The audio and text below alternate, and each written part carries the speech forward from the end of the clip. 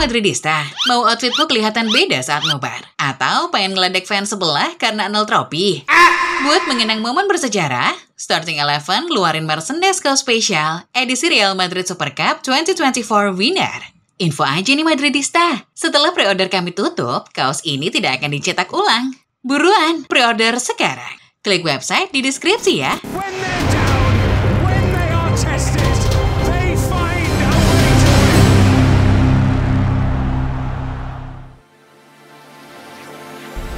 Setelah melewati proses yang panjang dan berkelok, akhirnya status Martin Paes terjawab sudah. Dilansir dari RRI pada 18 Agustus 2024 lalu, kasus sengketa atas status Martin Paes dimenangkan oleh PSSI di Pengadilan Arbitrase Olahraga yang membuat kiper FC Dallas tersebut kini bisa berlaga membela Garuda di dada. Ini merupakan hadiah manis untuk seluruh warga Indonesia yang sehari sebelumnya merayakan hari kemerdekaannya. Timnas mendapatkan kekuatan baru di lini belakang yang mana membuat asa Indonesia berlaga di Piala Dunia semakin terbuka. Lantas, seperti apa perjalanan kasus Martin Paes hingga akhirnya berbuah kemenangan? Sebelum masuk ke pembahasan, kalian bisa terlebih dahulu menekan tombol subscribe dan menyalakan lonceng notifikasinya agar tidak ketinggalan video-video terbaru dari Starting 11 Story. Sebenarnya proses perpindahan kewarganegaraan Martin Paes telah rampung sejak bulan April 2024. Paes sudah melepas paspor Belandanya dan mengambil sumpah sebagai warga negara Indonesia pada 30 April 2024. Sejak saat ini, harusnya mantan penggawa FC Utrecht tersebut bisa membela tim nasional Indonesia. Namun Paes yang lahir pada Mei 1998 pernah bermain untuk timnas Belanda muda untuk kualifikasi Piala Eropa U21. Masalahnya, pada laga melawan Belarusia U21 yang digelar pada 15 November 2020, Paes sudah menginjak usia 22 tahun.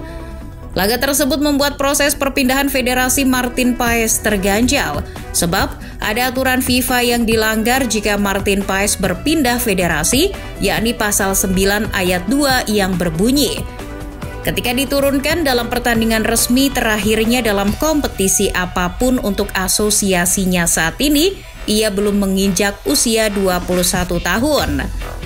Penampilan apik Paes di laga yang sebenarnya merupakan laga tunda akibat COVID-19 tersebut ternyata membuat mimpi Paes untuk membela tim Garuda terhambat cukup lama. Laga tunda akibat COVID-19 inilah yang nantinya menjadi senjata PSSI untuk memenangkan kasus Paes. Seperti yang dikabarkan oleh Jawa Post, PSSI awalnya mengajukan banding ke FIFA sebagai pemilik aturan. Apabila banding ditolak, mantan exco PSSI Hassani Abdul Ghani menyebutkan PSSI harusnya masih bisa meminta dispensasi kepada FIFA. Misalnya, karena situasi pandemi yang banyak menghambat proses perpindahan federasi. Kalau ada yang lebih teliti, datang ke FIFA. Bila perlu sekarang, terbang ke FIFA. Ketemu tim legal. Saya melihat ada beberapa celah dari regulasi yang ada. Hassani Abdul Ghani mendorong PSSI untuk melobi langsung ke kantor pusat FIFA di Swiss, serta menekankan PSSI untuk belajar dari rumitnya kasus perpindahan Jordi Amat. Barulah ketika semuanya ditolak, PSSI membawa kasus ini ke Pengadilan Arbitrase Olahraga. Ternyata FIFA menolak mentah-mentah usaha Indonesia untuk memindahkan Paes ke bawah naungan PSSI. Setelah jalur musyawarah ditolak, PSSI tanpa ragu mengangkatnya ke jalur hukum. Banding akhirnya diajukan ke CAS. Menyerah atas aturan FIFA bukanlah pilihan. PSSI akan berjuang sepenuhnya untuk mendapatkan Martin Paes. Menyerah dan melepas begitu saja pemain yang pernah bermain dengan nama-nama seperti Joshua Zirkzee, Cody Gakpo dan Ferdi Kadioglu di Young Leuven, PSSI ternyata tak segila itu. Akhirnya PSSI membawa sengketa Martin Paes ke CAS. Namun proses tersebut tak akan berjalan dalam waktu yang cepat sebab CAS juga sangat sibuk mengurusi banyak kasus. Alhasil PSSI dan Martin Paes harus sedikit bersabar. Mereka menjadwalkan kasus Paes akan kelar pada bulan Juni 2024 agar Paes bisa tampil di FIFA Friendly Match dan laga sisa ronde kedua kualifikasi Piala Dunia 2026. kemungkinan kita masih nunggu Martin Paes juga. Paes belum resmi karena masih ada masalah di CES untuk bisa gabung ke Indonesia. Namun proses banding di CES pun tak akan berjalan mudah. Akun media sosial pegiat talenta diaspora, FT Scouting, menyebutkan bahwa kasus yang naik hingga CES umumnya akan sangat rumit. Biasanya kasus yang disengketakan di CES tidak hanya menyangkut persoalan individu, namun akan menyangkut organisasi. Dalam kasus ini adalah FIFA. Artinya, PSSI secara tak langsung juga akan menyenggol aturan FIFA terkait pasal 9 ayat 2. Hal-hal seperti ini umumnya akan tertolak sejak awal, namun PSSI tak menyerah begitu saja. PSSI tetap mengajukan gugatannya tersebut ke CES. Dikutip dari Bola, PSSI bahkan tak tanggung-tanggung menggelontorkan dana hingga 30 miliar rupiah agar memenangkan sengketa Martin Paes. Dana tersebut menyangkut keseluruhan yang dibutuhkan untuk memperjuangkan Paes di CES, baik buat biaya transportasi, pengacara, hingga biaya sidang itu sendiri. Dengan kata lain, PSSI berani berjudi mengeluarkan biaya besar demi seorang pemain yang tidak pasti. Namun, Arya Sinulinga selaku anggota Exco PSSI menanggapi rumor tersebut dengan santai. Dirinya menyebut bahwa semuanya sudah diperhitungkan dan publik tak perlu khawatir. Jika memang kasus ini tak mungkin dimenangkan sejak awal, dirinya menyebutkan bahwa PSSI pasti sejak awal tak akan melanjutkannya. Tidak ada masalah, tunggu saja, serahkan pada ahlinya ke tim Pak Erik. Bukan bilang kami berhasil, kita belum tahu, tapi sudah terbukti timnya ada yang bagian ini punya kemampuan masing-masing. Sudahlah, ada yang lagi proses, kami sedang menggodok semua.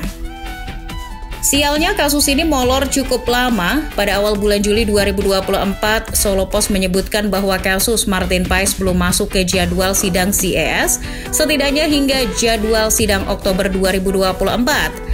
Namun sepertinya Ketum PSSI Erick Thohir menggunakan aksesnya untuk melobi FIFA.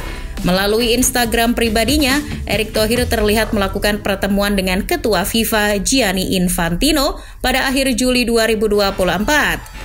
Alhasil pada 1 Agustus 2024, seperti yang diwartakan oleh Skor, kasus Martin Paes akan naik ke persidangan pada 15 Agustus 2024 dan pengumuman hasilnya akan keluar pada 18 Agustus 2024, sehari setelah HUT RI ke-79. Nampaknya keadaan pandemi yang membuat laga Martin Paes bersama Jong Leuven tertunda menjadi senjata utama PSSI. Laga yang seharusnya bisa digelar pada jeda internasional Maret 2020 mundur hingga November 2020. Akhirnya, segala jerih payah yang PSSI lakukan berbuah manis. CES memenangkan kasus yang diangkat PSSI dan Martin Paes akhirnya diputuskan bisa berjersey Timnas Indonesia pada 18 Agustus 2024. Sebuah kado terbaik yang mereka berikan pada ulang tahun Republik yang ke-79. Tanpa basa-basi, Martin Paes langsung didaftarkan sebagai pemain Timnas Indonesia. Kini, Martin Paes sudah bisa berlaga pada ajang kualifikasi Piala Dunia 2026. Ini merupakan amunisi tambahan yang sangat berharga bagi Sinteyong. Paes bisa menjadi solusi atas bocornya gawang Indonesia selama ronde kedua kualifikasi Piala Dunia 2026 lalu. Pun, profil mentereng Paes juga bisa meningkatkan moral pemain bertahan Indonesia dalam menghadapi musuh-musuhnya di grup C yang banyak diisi oleh para penyerang top. Paes adalah modal berharga yang bisa membuat asa Indonesia tampil di Piala Dunia 2026 semakin lebar.